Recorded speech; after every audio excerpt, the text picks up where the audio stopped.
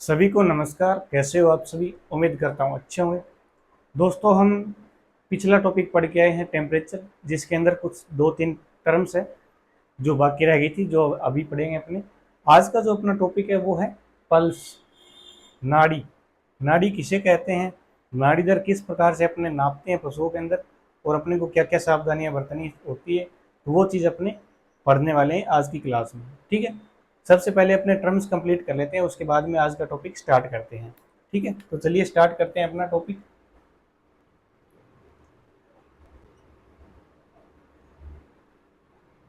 Hyperthermia, और एक होता है हाइपोथर्मिया। ठीक है, एक होता है पायरेक्शिया और एक होता है पायोजन, जिनका अपने को पढ़ने वाला बाकी था। ठीक है, हाइपरथर्मिया नाम से ही वैसे पता चल रहा है, हाइपर यानी कि टेम्परेचर, सामान्य टेम्परेचर का बढ़ जाना। ठीक है, तो इसके अंदर लिखिए सामान्य टेम्परेचर का बढ़ जाना। सामान्य टेम्परेचर का बढ़ जाना हाइपरथर्मिया कहलाता है। ठीक है, ऐसे ही हाइपोथर्मिया, हाइपोथर्मिया में देखिए यानी कि सामान्य टेम्परेचर का कम होना, सामान्य टेम्परेचर का कम होना। ठीक है, विभिन्न स्थितियों में ये जो है कंडीशन पाई जाती है। अब बात करते हैं पायरेक्सिया। पायरेक्सिया का मतलब है किसी संक्रमण के दौरान शरीर का टेम्परेचर जो है बढ़ जाना। ठीक है, संक्रमण के दौरान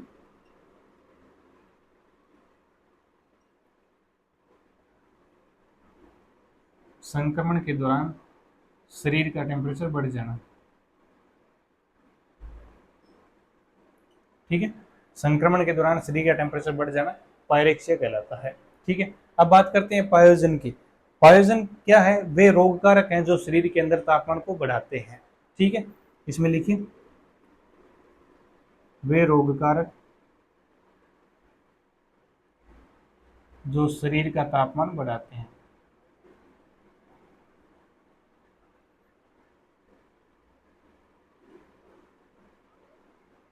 ठीक है, वे रोग कारक जो शरीर का तापमान बढ़ाते हैं, कौन कौन से हो सकते हैं इसके अंदर? एक दो एग्जांपल लिख लीजिए।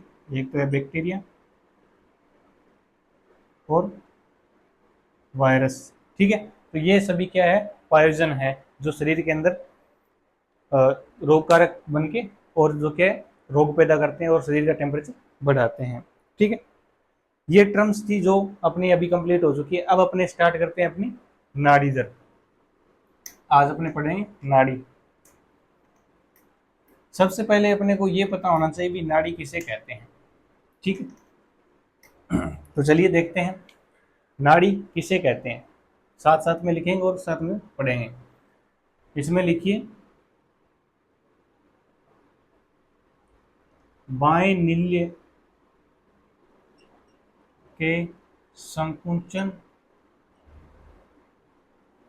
व प्रसरण,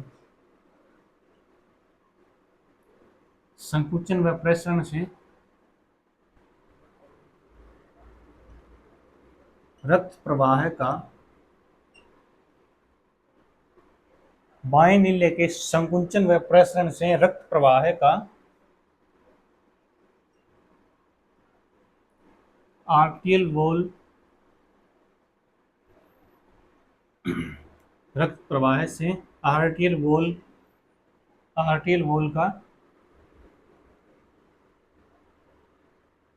फैलना व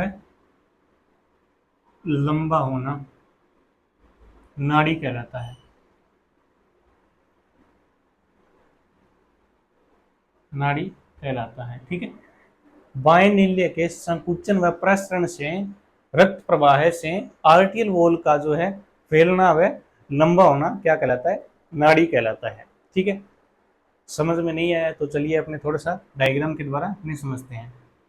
ठीक है, ये मैंने डायग्राम बनाया है, हार्ट का रफली डायग्राम है। ठीक है, हार्ट के अंदर जो है चार कोष्ठक पाए जाते हैं। ठीक है, जिसके अंदर ये अपना पार्ट जो है वो है बायां पार्ट, और ये है जो दायां भाग, ठीक है। इधर वाला बायां भाग होता है और ये जो भाग होता है ये दायां भाग होता है, ठीक है। अब देखते हैं ये जो नीचे का जो पार्ट है, इतना इतना, इसे नील्य बोलते हैं। और ऊपर का जो इतना बच गया पार्ट, ये होता है आलिंद, ठीक है। ये होता है आलिंद, ठीक है। अब समझते हैं अपने बाएं नील्य के संकुचन। बाएं नील्य यानी कि बाएं नील्य, ये जो कोष्ठक बच गया अपना, इस कोष्ठक की बात करते हैं अपने, बाकी का हटा देते हैं। बाएं नील्य के इसके अंदर जब संकुंचन होगा तो इसके अंदर से जो रक्त होगा वो बाहर आएगा। और बाहर कहाँ पे आएगा? यहाँ पे जो होती है, ये होती है एरोटा, सबसे बड़ी धमनी, महाधमनी, ठीक है। इसके अंदर जब रक्त आएगा तो क्या होगा, ये फैलेगी, ठीक है। और बाद में क्या होगी, एक बार लंबी होगी, फिर से फैलेगी और लंबी होगी। इसका एक बार फैलना और लंबा होना एक नाड़ी दर होता है, ठीक है। ये चीज़ आपको उम्मीद करता हूँ समझ में आ गई होगी, ठीक है। ये होती है महाधमनी। इसके अंदर दोबारा से बता देता हूँ, जब इसमें से रक्त आएगा तो एक बार ये क्या होगी, फैलेगी और बाद में सीधी हो जाएगी, फैलेगी और बाद में सीधी हो जाएगी, ठीक है। इस प्रकार से ये जो है चलती रहेगी, ठीक है। इसका एक बार फैलना और लंबा होना एक नाड़ी दर होता है, ठीक है। उम्मीद करता हूँ आपको जो है नाड़ी समझ में आया होगा। अब अपने बात करते हैं विभिन्न पशुओं में जो है नाड़ी दर किस प्रकार से अपने देखते हैं, यानी कि नाड़ी दर लेने का स्थान विभिन्न पशुओं में कौन कौन सा स्थान है जहां से अपने नाड़ी दर को काउंट कर सकते हैं, ठीक है। सबसे पहले लिखिए हॉर्स, डोंकी और म्यूल्स। इनके अंदर जो है नाड़ी दर अपने कहां से ले सकते हैं, ठीक है। तो चलिए अपने देखते हैं। इसके अंदर ले सकते हैं external maxillary artery. External maxillary artery से अपने जो है इनके अंदर जो है नाड़ी दर को नाप सकते हैं, ठीक है। अगला जो इनके अंदर जो स्थान है वो है मीडियन आर्टरी। मीडियन आर्टरी से भी जो है इनके अंदर अपने नाड़ी दर को काउंट कर सकते हैं, ठीक है। अगला जो है, अगला इसके अंदर जो स्थान है वो है ग्रेट मेटाटार्सल।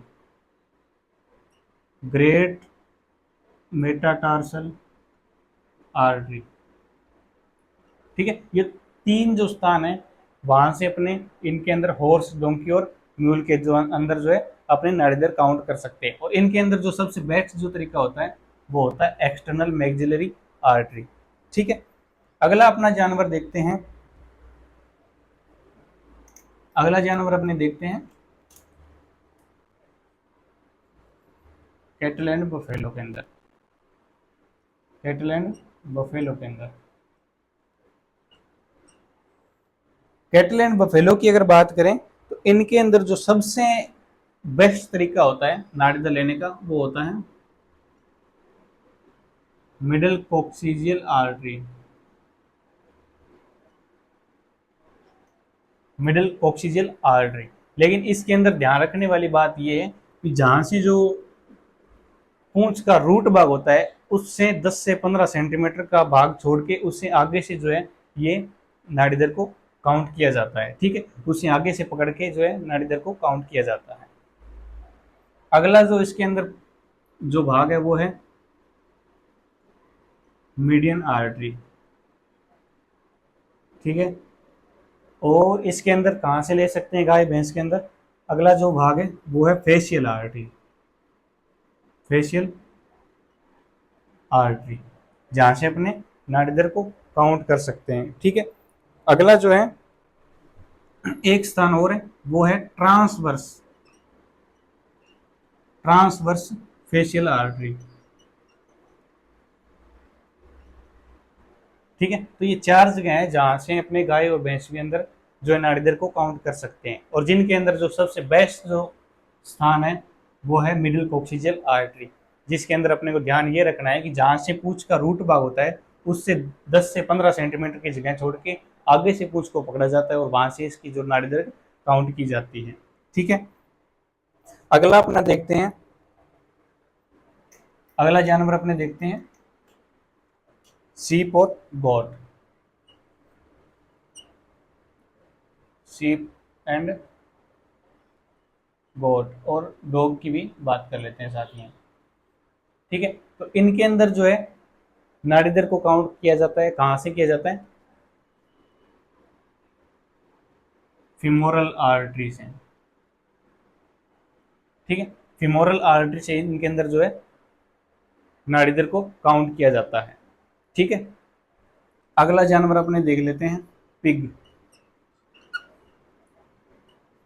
पिग की बात करें तो इसके अंदर कोक्सीजियल artery, कोक्सीजियल artery.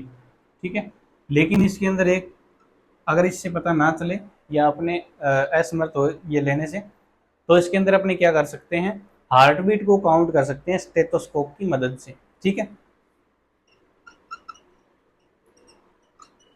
Heart beat count कर सकते हैं स्टेथोस्कोप की मदद से। ठीक है, तो ये सभी जो है जानवर है जहां से अपने जो है इनकी नाड़ी दर को काउंट कर सकते हैं। ठीक है, अगला अपना पॉइंट देखते हैं,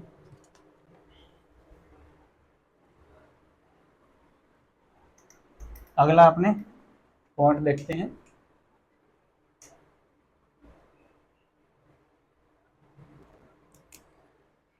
अगला जो पॉइंट है पल्स रेट लेने का तरीका। ठीक है, पल्स रेट लेने का तरीका क्या होना चाहिए?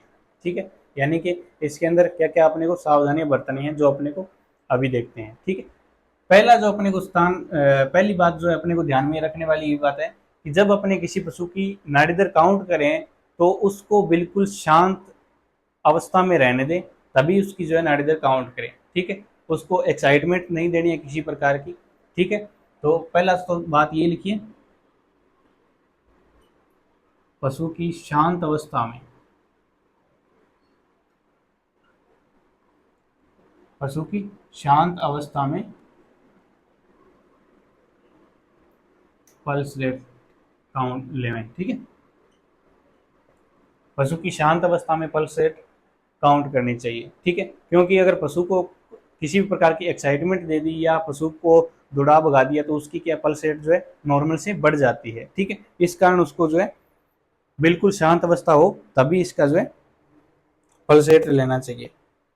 ठीक है, दूसरा अपने को ध्यान में ये रखना है कि जब अपने पल्स रेट ले रहे हैं तो कम से कम 1 मिनट तक जो है पल्स रेट काउंट करनी है। ठीक है, इसमें लिखिए कम से कम 1 मिनट की पल्स रेट काउंट करनी चाहिए।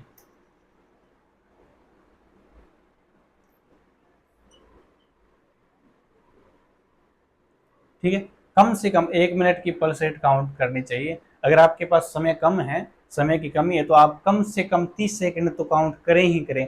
ठीक है, 30 सेकंड के बाद में उसको 2 से मल्टीप्लाई कर लेना, 1 मिनट का जो पल्स रेट आपके पास आ जाएगा। ठीक है, परंतु अगर आप 30 सेकंड से भी कम का पल्स रेट काउंट कर रहे हो तो उसकी कोई फायदा नहीं है, आप ऐसे ही टाइम वेस्ट कर रहे हो। ठीक है, इसलिए इस बात का ध्यान रखना है कि कम से कम जो है 1 मिनट का अपने को पल्स रेट काउंट करना है।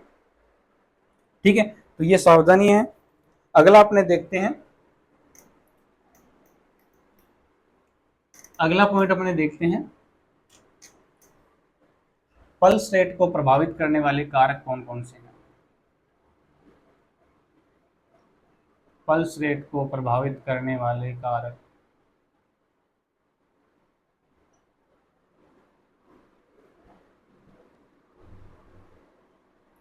इसके अंदर लिखिए, पहला पॉइंट लिखिए इसके अंदर एज,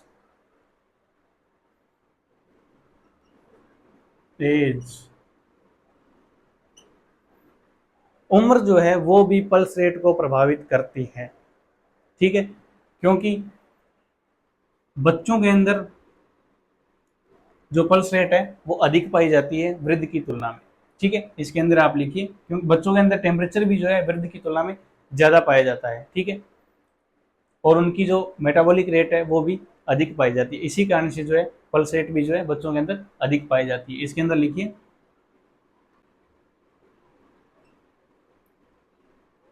बच्चों में पल्स रेट वृद्ध की तुलना में अधिक पाई जाती है।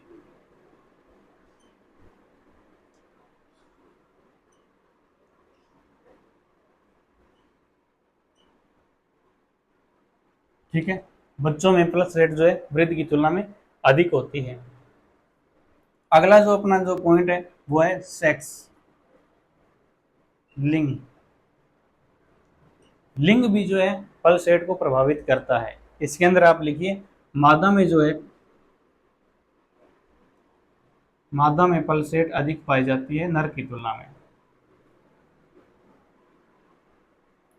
अधिक पाई जाती है नर की तुलना में। ठीक है, इस बात का भी अपने को ध्यान में रखना है। ठीक है, अगला जो है अपना 3 नंबर का है स्पीसीज, यानी कि जाति, पशु की जाति।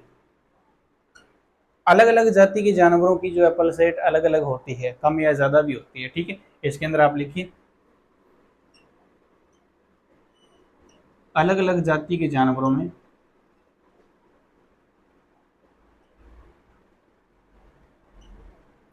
पल्स रेट अलग अलग होती है।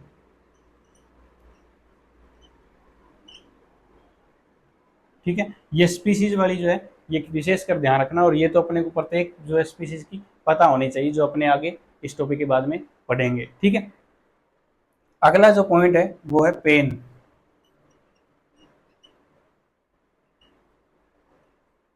शरीर के अंदर किसी भी प्रकार का दर्द है, पेन है, तो उस स्थिति में क्या होता है, पल्स रेट जो है नॉर्मल से अधिक होती है। ठीक है, वो भी लिखिए दर्द की स्थिति में जो पल्स रेट जो होती है वो अधिक होती है। ठीक है, तो इस बात का भी अपने को ध्यान रखना है। अगला पॉइंट अपने देखते हैं,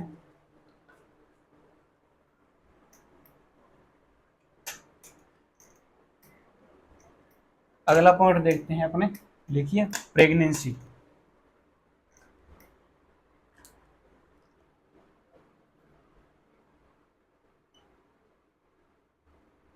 प्रेगनेंसी, प्रेगनेंसी के लास्ट टाइम ट्राइमेस्टर, यानी कि प्रेगनेंसी के जो लास्ट के 3 महीने होते हैं उनके अंदर जो है प्लस रेट 1.5% से लेकर 3% तक जो है इंक्रीज हो जाती है।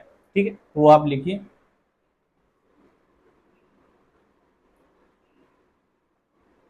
गर्भावस्था के अंतिम 3 महीने में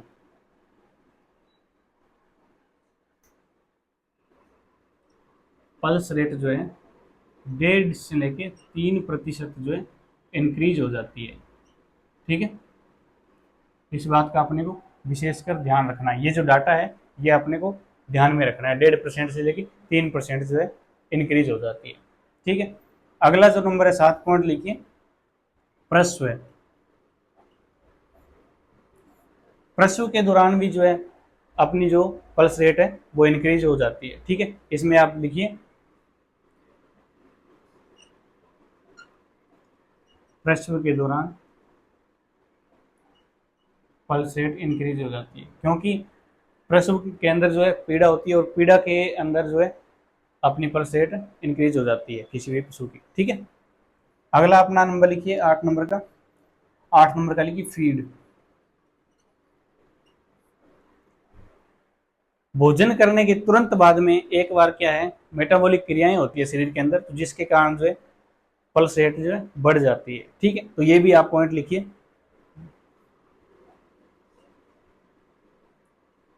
भोजन के तुरंत बाद पल्स रेट बढ़ जाती है। ठीक है, तो ये कुछ पॉइंट्स हैं जो अपने को ध्यान में रखने हैं। ठीक है, एक चीज और है, इसके अंदर आप लिखिए मध्यकाल। ठीक है, मध्यकाल के अंदर भी जो क्या है, पशु एक्साइटमेंट में होता है, तो उस स्थिति में क्या है, पीआर जो है बढ़ जाती है। ठीक है, इसमें लिखिए आप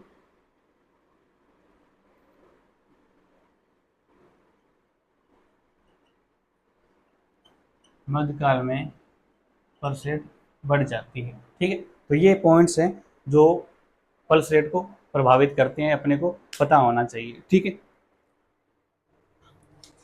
अगला पॉइंट अपने पढ़ते हैं, विभिन्न प्रजातियों की पल्स रेट क्या क्या होती है। विभिन्न प्रजातियों के अपने पल्स रेट को अपने अभी देखते हैं।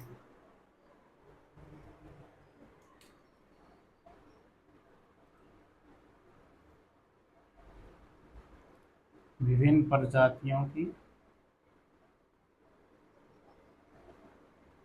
Pulse rate. ठीक है, इधर मैं लिखता हूं एनिमल का नाम, इधर लिखता हूं पल्स रेट। पल्स रेट, ठीक है। सबसे पहले अपने देखते हैं हॉर्स, डोंकी और म्यूल। इनके अंदर जो है pulse rate, normal pulse rate क्या होती है वो अपने देखते हैं। तो इसके अंदर होती है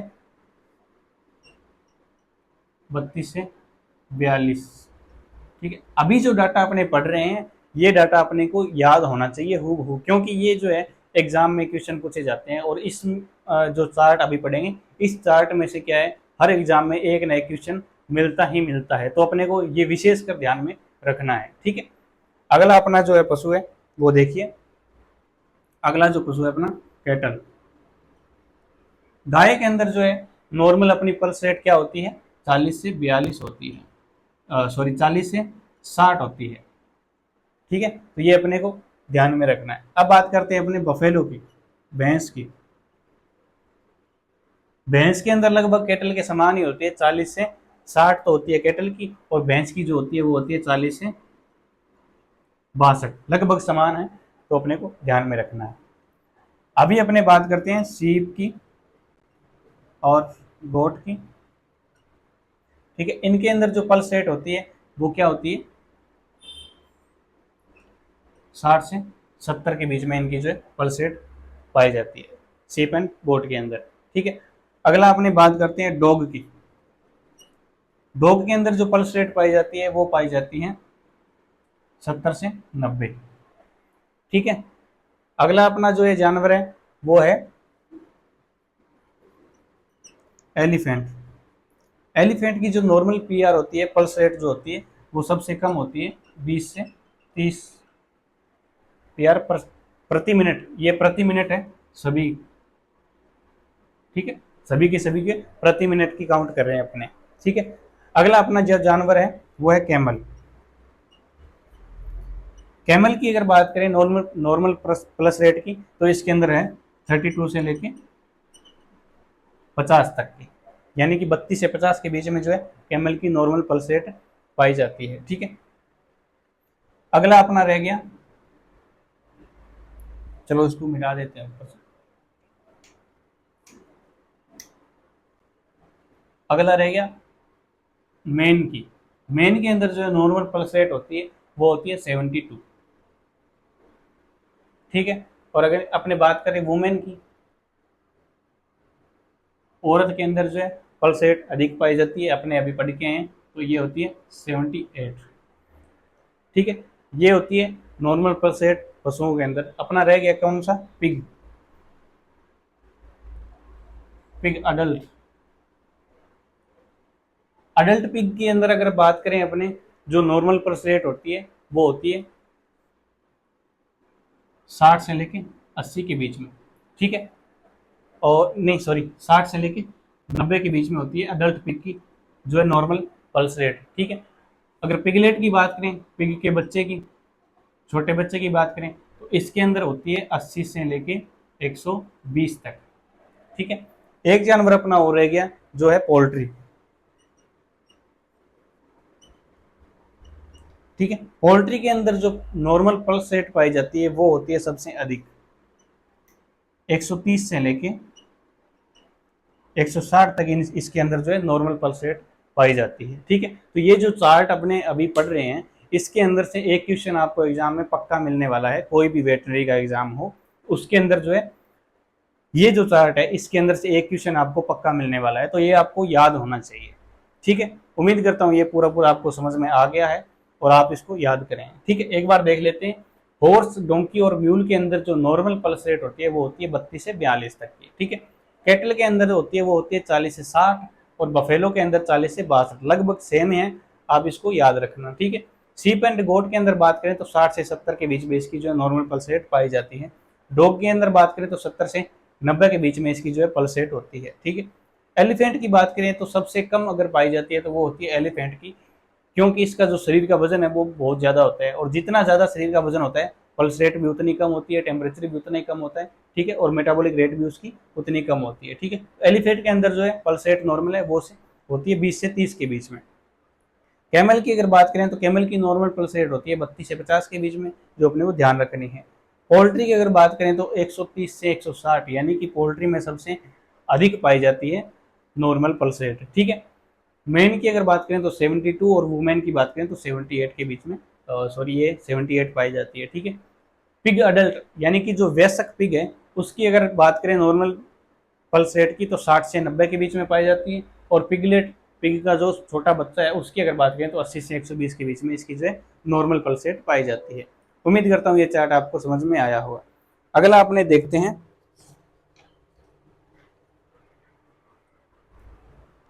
अगला अपने देखते हैं इससे पल्स से रिलेटेड जो टर्म्स है दो, जो अपने पढ़ते हैं अभी।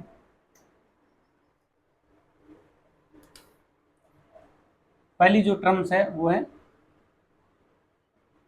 टेकिकार्डिया। ठीक है, और दूसरी जो है वो है ब्रेंडिकार्डिया। ठीक है, तो दो टर्म्स है जो अपने पढ़ते हैं अभी पल्स से रिलेटेड। टेकिकार्डिया क्या होता है? पल्स रेट का, नॉर्मल पल्स रेट का बढ़ जाना। ठीक है, नॉर्मल पल्स रेट का, नॉर्मल पल्स रेट का बढ़ जाना क्या कहलाता है? टेकिकार्डिया कहलाता है। ठीक है, और यही ब्रेंडिकार्डिया की बात करें तो ये क्या है? नॉर्मल पल्स रेट का, नॉर्मल पल्स रेट का घट जाना। ठीक है, नॉर्मल पल्स रेट का कम होना कहलाता है ब्रेडिकार्डिया, सॉरी ब्रेंडिकार्डिया, और नॉर्मल पल्स रेट का बढ़ जाना कहलाता है टेकिकार्डिया। ठीक है, तो ये अपने को टर्मिनोलॉजी ध्यान में रखनी। अब बात करते हैं ये जो बढ़ती किस स्थिति में, ये जो थोड़े से एग्जाम्पल देख लेते हैं अपने। वैसे तो एग्जाम्पल बहुत है, अपने दो तीन ही पढ़ेंगे। इसके अंदर अगर देखते हैं तो जितनी भी बैक्टीरियल डिजीज है, बैक्टीरियल डिजीज है, जितनी भी वायरल डिजीज है, ठीक है, और जितनी भी प्रोटोजोअल डिजीज है, इन सब के अंदर जो है जो नॉर्मल जो पल्स रेट होती है वो बढ़ जाती है। ठीक है, क्योंकि इन सब के अंदर टेम्परेचर आता है, और टेम्परेचर बढ़ता है तो क्या है? पल्स रेट भी साथ साथ में बढ़ती है। ठीक है, अगला अपना देखते हैं ब्रेंडिकार्डिया। इसके अंदर अपने एग्जाम्पल देखते हैं। इसके एग्जाम्पल की अगर बात करें तो एक तो है साइनस ब्रेंडिकार्डिया।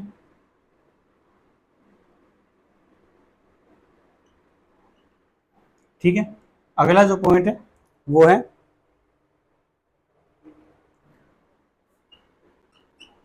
Oregano फोस्फेटिक poisoning. ठीक है, ऑर्गेनोफॉस्फेटिक पॉइजनिंग। ठीक है, ये कुछ स्थिति है जिसके अंदर जो है नॉर्मल पल्स रेट जो है कम हो जाती है। ठीक है, एक इसके अंदर आप लिखिए वेगस इंडाइजेशन। ठीक है, ये कुछ कंडीशन है जिसके अंदर जो है नॉर्मल पल्स रेट घट जाती है, और ये कुछ कंडीशन है जिसके अंदर नॉर्मल पल्स रेट जो है बढ़ जाती है।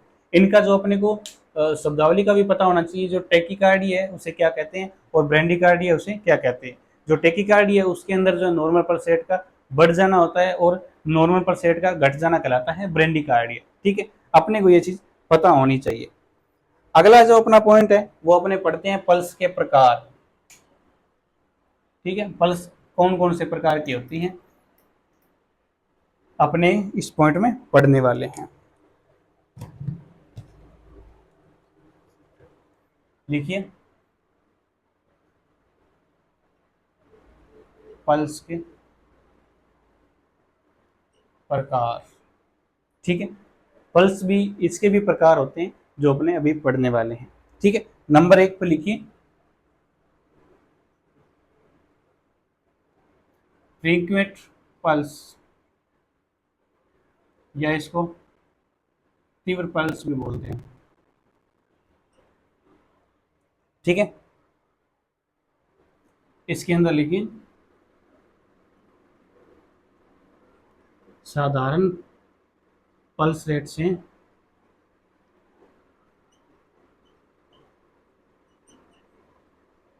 बढ़ी हुई पल्स। ठीक है, साधारण पल्स रेट से बढ़ी हुई पल्स क्या कहलाती है?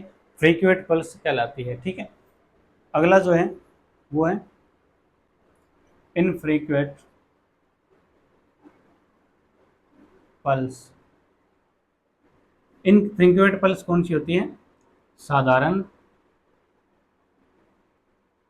पल्स रेट से कम हुई पल्स। ठीक है, तो ये दो शब्दावली है, इसको आपको पता लग गया होगा। एक तो फ्रीक्वेंट पल्स होती है, जो साधारण पल्स रेट से बड़ी बड़ी हुई होती है, उसे फ्रीक्वेंट पल्स बोलते हैं, और जो साधारण पल्स रेट से घटी हुई होती है उसे बोलते हैं इनफ्रीक्वेंट पल्स। ठीक है, ये दो शब्दावली आपको पता लग गई होगी। अगला जो अपने देखते हैं, 3 नंबर का देखते हैं। 3 नंबर का देखते हैं, स्लो पल्स। 3 नंबर का देखते हैं, स्लो पल्स। स्लो पल्स कौन सी होती है?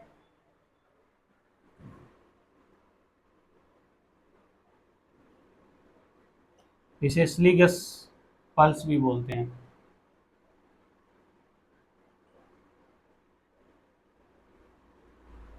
ठीक है, इसे स्लीगस पल्स भी बोलते हैं। ठीक है, अगला अपने इसके अंदर देखते हैं, इसके अंदर हो क्या जाता है, जो पल्स का काल है, पल्स आने का। ठीक है, जैसे ये पल्स आ रही है, इसके आने का ये जो बीच का जो ड्यूरेशन होता है, ये जो है बढ़ जाता है। ठीक है, इसके अंदर लिखिए, इसमें ड्यूरेशन ऑफ पल्स बढ़ जाता है। ठीक है, जैसे मान लो ये नाड़ी है, ठीक, ये नाड़ी है, इसके अंदर जो पल्स आ रही है, जैसे एक पल्स आ गई, 2 पल्स आ गई, 3 पल्स, इस प्रकार से ये पल्स जो आ रही है, इसके जो बीच में ये समय लग रहा है, ये बढ़ जाता है। ठीक है, ये बढ़ के ज़्यादा हो जाता है। ठीक है, तो ये स्लो पल्स बोली जाती है। ठीक है, इसके अंदर जो ड्यूरेशन ऑफ पल्स है वो जो बढ़ जाता है। उम्मीद करता हूँ ये आपको समझ में आया होगा। ठीक है, अगला जो है 4 नंबर का, वो है hard pulse. Hard pulse, hard pulse कौन सी होती है? जो साधारण हाथों से पल्स रेट नहीं नापी जा सकती, वो हार्ड पल्स कहलाती है। इसके अंदर लिखिए,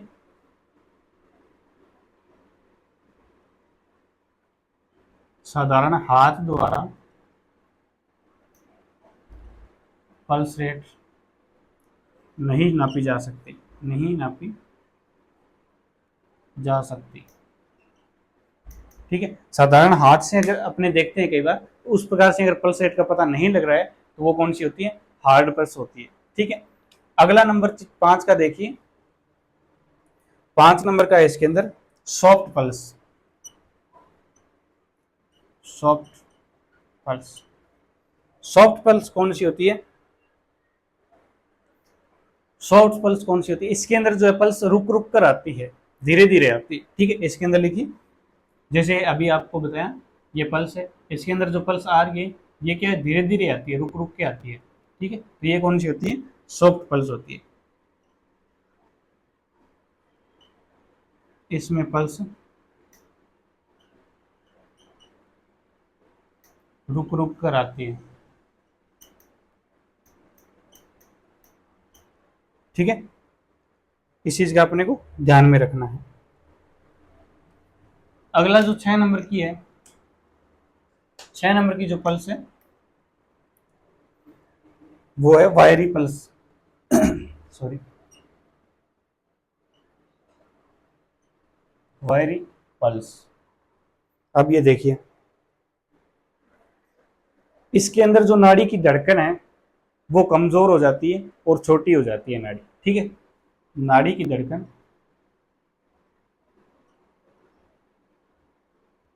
कमजोर हो जाती है, वह छोटी हो जाती है।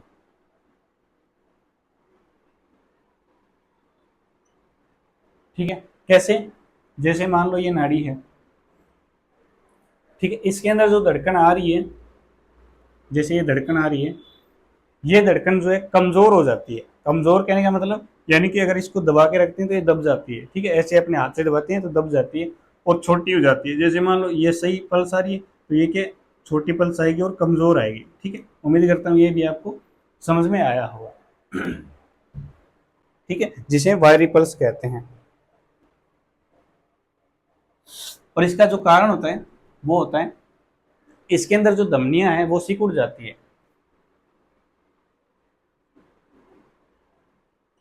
इसमें धमनियां सिकुड़ जाती है, इस वजह से जो है ये कंडीशन पैदा हो जाती है। अगला जो है, अगला पॉइंट है नाड़ी की तरफ से, वो लिखिए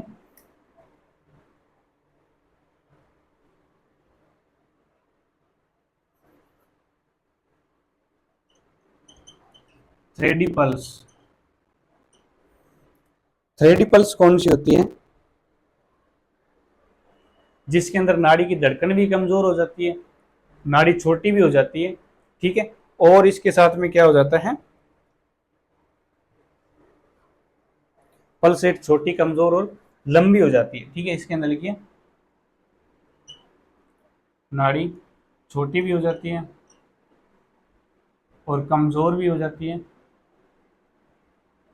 और लंबी भी हो जाती है। लंबी यानी कि रुक रुक के आती है। जैसे मान लो ये नाड़ी है, नाड़ी छोटी हो जाती है, जैसे उभर के आती है पूरी, ये तो पूरी होगी। लेकिन इसमें क्या होता है, इस कंडीशन में, इस कंडीशन में एक तो छोटी आएगी और बिल्कुल कमजोर आएगी, जैसे दबाने से दब भी जाती है। और क्या होता है इसके अंदर, जो लंबी आएगी यानी कि कुछ देरी के बाद में आएगी ऐसे। ठीक है, सही समय पर जो है नाड़ी दर नहीं आती है। तो ये कंडीशन क्या कहलाती है, थ्री पल्स कहलाती है। नाड़ी दर छोटी, कमजोर, लंबी हो जाती है। और ये जो कंडीशन है किस समय पे होती है, ये बिल्कुल मृत्यु के करीब होती है, मृत्यु के नजदीक की स्थिति। ठीक है, मृत्यु के बिल्कुल नजदीक की जो स्थिति होती है वो यही होती है, नाड़ी दर बिल्कुल कमजोर हो जाती है, छोटी हो जाती है और वो क्या है, सही टाइम पे नहीं आती है, यानी कि उसका जो ड्यूरेशन काल है वो लंबा हो जाता है। ठीक है, तो ये थी नाड़ी से संबंधित कुछ पॉइंट्स, और आज का जो अपना टॉपिक कंप्लीट होता है। उम्मीद करता हूँ ये आपको समझ में आया होगा, और मिलते हैं अगली क्लास में। तब तक के लिए जय हिंद, वंदे मातरम।